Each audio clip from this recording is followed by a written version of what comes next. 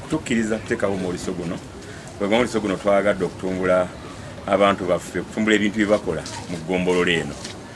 Ebintu bingi nnyo ebikolebwa mu ggombolola eno nga tebimanyiddwa, abamu tebamanyi katale gye kali, abamu babinoonya nga tebamanyi gye biri, naye omwoleso guno gwe gugenda okuggula abantu amaaso okulaba ebintu ebikolebwa mu Ssaabagabo.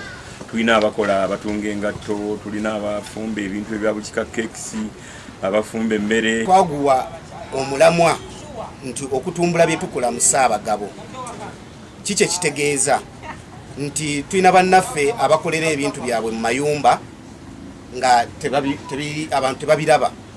Twabateereddewo enteekateeka eno okusobola okutumbula akatale n'okwongera okugaziya mu bye tukola okubitunda nga tubiguza abantu abalala. Tusaba abantu ba Ssaabagabo bonna gye bali omutono omukulu bajje balabe ku bintu bagule ate era ku bintu ebyoleseddwa.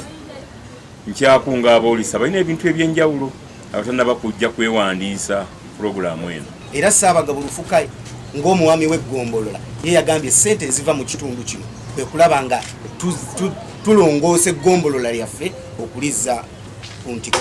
Neffe wano ogenda tuwa 15,000 omukulu okuyingira omute 20,000. Naye kigendererwa kujjayo bantu ba Ssaabagabo Lufuka n'okutegeera enteekateeka z'Obwakabaka. Tetugenda kukoma kukozesa bwolesa by'amafuta, naye tugenda kusomesa n'abantu engeri gyosobola okubeeramu, gyosobola okwerinda naddala mu nsi y'ebyebidduka bino nga osobola okweyisaamu ng'olinga ku ssundiro ly'amafuta. Tubadde tufuna ba client bangi nnyo nga batukubira amasimu nga tebamanyi kwabo bagenda tusisinkana, naye mwoleso guno bajje balabe ba Easy Bread be baani. Mu mwoleso guno ebimu ku bye tugenda okuddiza eri abantu baffe kwe kukebera akawuka akamukenenya.